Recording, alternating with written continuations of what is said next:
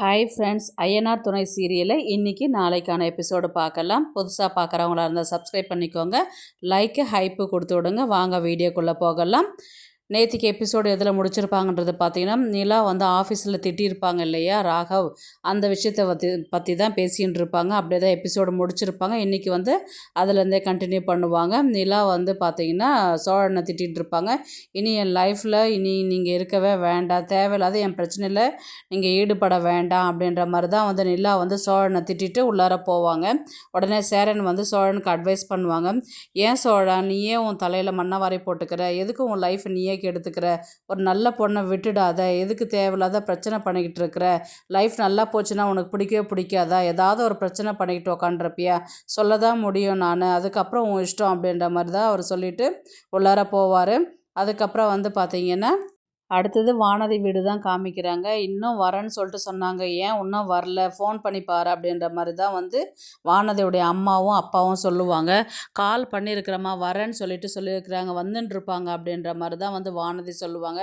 உடனே வானதியுடைய அண்ணன் வந்து என்ன சொல்லுவாருன்னு பார்த்தீங்கன்னா, நான் தான் சொன்னேன்ல, அவன்லாம் ஒரு ஆளுன்னு அவனுக்கு கல்யாணம் பண்ணி கொடுக்கறதுக்கு பார்க்குறீங்க, லவ் பண்ணுறவரே லவ் பண்ணிவிட்டு விட்டுட்டு போயிடுவான், இவ எங்கே நம்ம சொல்கிற பேச்சு கேட்குறா, அவன் தான் முக்கியம் அப்படின்ற மாதிரி இருக்கிறான், அதனால நல்லா எஸ்கேப் ஆகிட்டான் பாரு அப்படின்ற மாதிரி தான் வந்து அவர் வானதியுடைய அண்ணன் சொல்லுவார். அதுக்கு வானதி கோவப்பட்டு, உனக்கு என்ன தெரியும், பாண்டியன் வந்து அவ்வளோ நல்ல பையன், நல்ல பையன்னு சொல்லிட்டு தானம்மா நீயும் கொடுக்கறதுக்கு சொன்ன, அன்னைக்கு பெங்களூர் போயிட்டு வந்து நல்ல பையன் கொண்டு வந்து பொறுப்பாக விட்டுட்டு போனான்னு சொல்லிட்டு தானே நீயும் அப்பாவும் சொன்னீங்க அப்படின்ற மாதிரி சொன்ன. இப்போது வர சொல்லி சொன்னதுக்கு சொன்ன மரியாதைக்கு வரணும் இல்லையா வீட்டுக்கு பொண்ணு பார்க்குறதுக்கு அப்படின்ற மாதிரி தான் வந்து வானதி அம்மா வந்து சொல்லுவாங்க. உடனே வானதி அப்பா என்ன சொல்லுவார்னா, கால் பண்ணி பாருங்க அப்படின்ற மாதிரி சொல்லுவாங்க. அதுக்கு உடனே வானதி, நான் கால் பண்ணுறேன், வரேன், வந்துன்ட்ருக்குன்னு தான் சொன்னாங்க. பாண்டியன் வந்து ரொம்பவே நல்ல பையன், அவங்க வீட்டில் மாமியார் தொல்லை இல்லை, மாமனார் வந்து எந்த ஒரு நம்மக்கிட்ட ரெஸ்பான்ஸ் பண்ணவே மாட்டார், அவர் உண்டு அவர் வேலை உண்டுன்னு இருப்பார், சொந்த வீடு இருக்குது, சொந்த கம்பெனி இருக்குது, அதை விட வேறு என்ன வேணும், நான் கல்யாணம் பண்ணிக்கிறதுக்கு நானே ஒன்றும் சொல்லலை, நீங்கள் எதுக்கு தேவையில்லாத அவனை வந்து திட்டிகிட்டு உக்காந்துக்கிறீங்க அப்படின்ற மாதிரி தான் வந்து வானதி வந்து சொல்லிவிட்டு, சரி நான் மறுபடியும் கால் பண்ணி பார்க்குறேன் அப்படின்ற மாதிரி தான் சொல்லிவிட்டு உள்ளார போவாங்க. கால் பண்ணுவாங்க. இவங்க வந்து பார்த்திங்கன்னா ஃபஸ்ட்டு லவ் பண்ணும்போது அவர் லவ் எப்படி சொன்னார், இவங்க எப்படி பண்ணாங்கன்றதெல்லாம் நினச்சி பார்த்துட்டு ஒரு ரீகால் மாதிரி பண்ணுவாங்க. உடனே வந்து வானதி வந்து சேரனுக்கு தான் கால் பண்ணுவாங்க.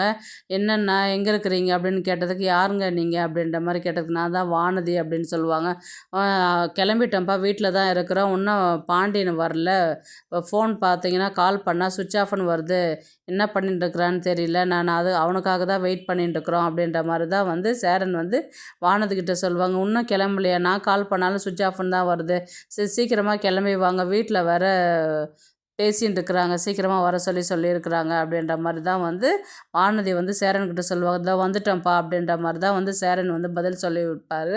அடுத்து சேரனுடைய வீடு தான் காமிப்பாங்க. அதில் வந்து பார்த்தீங்கன்னா இவங்க எல்லாருமே கிளம்பிட்டு வெயிட் பண்ணிட்டு இருப்பாங்க.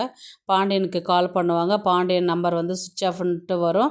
உடனே வந்து சேரன் வந்து சொல்லுவார், கால் பண்ணேன், கால் எடுக்கல, அவன் வேலையாக இருக்கிறானா இல்லைன்னு தெரியல, இன்றைக்கி வேலைக்கு அமிச்சதே தப்பாக போச்சு அப்படின்ற மாதிரி தான் வந்து சேரன் வந்து சொல்லின்னு இருப்பார். அதுக்கப்புறம் வந்து பார்த்திங்கன்னா, பூ பழம் எல்லாம் எடுத்துட்டிங்களாண்ணா, எதனா வாங்கிட்டு போகணுமா அப்படின்ற மாதிரி வந்து நிலா வந்து கேட்பாங்க சேரனை பார்த்து. உடனே நடேசன் என்ன சொல்லுவார்னா, எனக்கு தெரியாமல் யாரும் நிச்சயம் என்ன பண்ண போகிறீங்களாடா, நிச்சயம் பொண்ணு பார்க்குறதுக்கு பூ பழம்லாம் வாங்கிட்டு போக மாட்டாங்களே அப்படின்ற மாதிரி தான் வந்து அவர் சொல்லுவார். அதை பூ பழம்லாம் வாங்கிட்டிங்களே, ஸ்வீட் எதனா வாங்கி வச்சுருந்தாக்கா அதையும் சேர்த்து எடுத்து வச்சுக்கலாம் அப்படின்ற மாதிரி வந்து நிலா கேட்டதுக்கு சோழன் என்ன சொல்லுவார்னா, ஸ்வீட் நான் ஆல்ரெடி வாங்கிட்டு வந்துட்டேன்னு. சோழன் இதெல்லாம் வாங்கக்கூடாதுன்னு சொன்னால் அப்புறம் நீயே வாங்கிட்டு வந்துட்டு இருக்கிற அப்படின்னா, சரி எடுத்து வைங்கண்ணா அப்படின்ற மாதிரி தான் வந்து சோழன் சொல்லுவார்.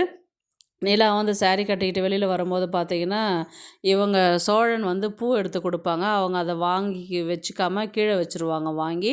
இவர் பாட்டுனா அப்படியே அமைதியாக ஆகிடுவார். உடனே நடேசன் தான் வந்து பேச ஆரம்பிக்கிறாரு.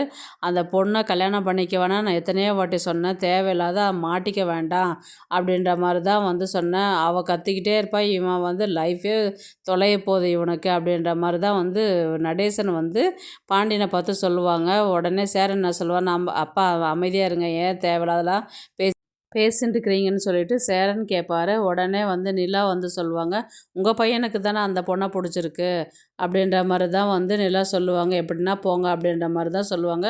கண்டினியூஸாக கால் பண்ணுவாங்க, சுவிட்ச் ஆஃப்னு வரும்.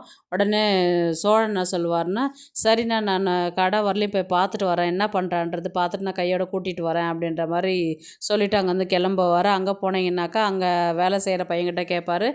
அவர் முன்னாடியே கிளம்பிட்டாருண்ணே, வானதியை பொண்ணு பார்க்க போகிறேன்ட்டு சொன்னதுனால கிளம்பிட்டாருன்ட்டு நான் இருந்தேன், நான் இன்னும் வீட்டுக்கு வரலையா அப்படின்ற மாதிரி வந்து அந்த பையன் கேட்பார்.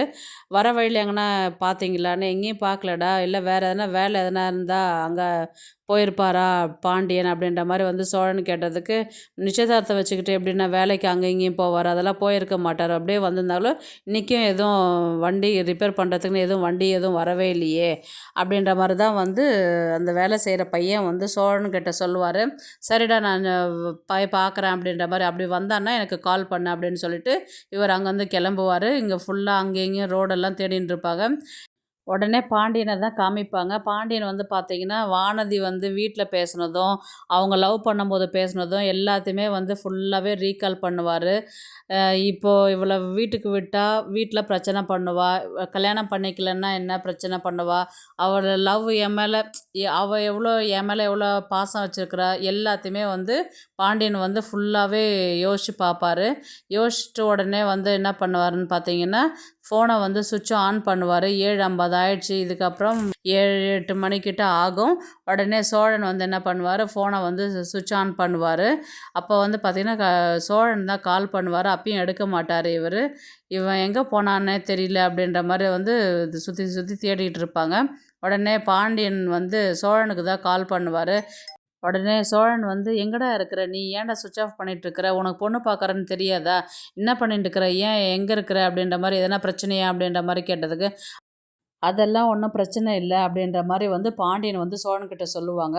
சரி வா போகலாம் பொண்ணு பார்க்குறதுக்கு அப்படின்ற மாதிரி தான் வந்து சொல்லுவாங்க. அப்படியே எபிசோடை வந்து முடிப்பாங்க. நாளைக்கு வந்து பார்த்திங்கன்னா, பாண்டியன் வந்து நேராக பொண்ணு வீட்டுக்கு வானதி வீட்டுக்கு போயிட்டு, அங்கே வானதி கிட்ட வந்து பார்த்திங்கன்னா, இப்போ எனக்கு கல்யாணத்தில் விருப்பம் இல்லை, கண்டிப்பாக உங்கள் பொண்ணை நான் கல்யாணம் பண்ணிப்பேன், இப்போ இன்றைக்கி வராததுக்கு என்னை மன்னிச்சிருங்க, எங்கள் வீட்டில் யாரும் வரல அப்படின்ற மாதிரி தான் வந்து பாண்டியன் வந்து வானதி வீட்டில் போய் பேசுவார். உடனே இப்போ வானதியுடைய அண்ணன் வந்து என்ன சொல்லுவார், நான் நேற்றுக்கு சொன்ன மாதிரி தான், அவர் வந்து ஆல்ரெடி அவருக்கு பிடிக்காது இல்லைங்களா பாண்டியனை கல்யாணம் பண்ணி வைக்கிறதுக்கு, நான் தான் சொன்னேன் இல்லையா, அவன் வந்து நம்ம குடும்ப மானத்தை வாங்கிறதுக்குனே தான் பண்ணுவான், சுற்றுற வரலையும் சுற்றிட்டு கல்யாணம்னு சொன்னவொடனே நல்லா எஸ்கேப் ஆகிறான் பார்த்தீங்களா அப்படின்ற மாதிரி தான் வந்து பேச ஆரம்பிப்பார். அவர் வந்து பாண்டியன் என்ன சொல்லுவார்னா, நான் கல்யாணம்லாம் பண்ணிக்காமலாம் உங்கள் தங்கச்சியை நான் கண்டிப்பாக கல்யாணம் பண்ணிப்பேன், பண்ணிக்காத நான் போக மாட்டேன் அப்படின்ற மாதிரி வந்து பாண்டியன் வந்து பேசுவார்.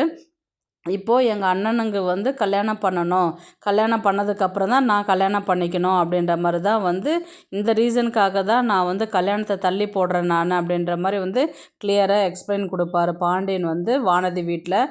இப்போ மற்றவங்க எல்லாருமே வந்து பார்த்திங்கன்னா, ஒரு சிலர் அவங்க அம்மா அப்பாலாம் அமைதியாகிடுவாங்க இவர் சொல்கிறத கேட்டது. ஒரு பக்கம் பார்த்திங்கன்னா அது நியாயமான விஷயமாகவும் இருக்கும். அதனால் வானதியுடைய அப்பா வந்து என்ன சொல்லுவாங்கன்னா, சரி நீங்கள் கிளம்புங்க பார்த்துக்கலாம் அதுக்கப்புறம் அப்படின்ற மாதிரி தான் வந்து சொல்லி அவரை அனுப்பி விடுவார்.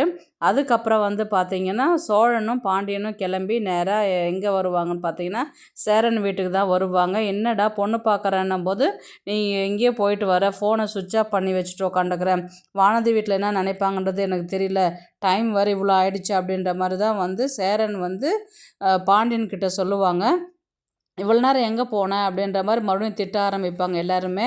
உடனே பாண்டியன் வந்து என்ன சொல்வாருன்றது பார்த்தீங்கன்னா, எனக்கு இந்த கல்யாணத்தில் விருப்பம் இல்லை, இப்போ பண்ண வேண்டாம், கொஞ்சம் தள்ளி போட்டிருக்கிறேன், நான் வானதி வீட்டிலே போயிட்டு வானதி அப்பா அம்மாக்கிட்டே சொல்லிட்டு வந்துட்டேன் நான் அப்படின்ற மாதிரி தான் வந்து பாண்டியன் வந்து சேரன்கிட்ட சொல்லுவாங்க. அதுக்கு சேரன் வந்து திட்டுவாங்க, அவங்க பொண்ணு கொடுக்குறதே பெரிய விஷயம், நீ எதுக்குடா அவங்கள வந்து இப்போ நான் கல்யாணம் பண்ணிக்க மாட்டேன் அப்படின்னு போயிட்டு எதுக்கு நீ சொல்லிட்டு வந்த, அவங்களே கொடுக்குறேன்னு வராங்க, நாங்களும் சம்மதம் சொல்லிட்டோம், அப்புறம் எதுக்கு உனக்கு என்ன பிரச்சனை அப்படின்ற மாதிரி தான் வந்து சேரன் வந்து பாண்டியன்கிட்ட கேட்பார்.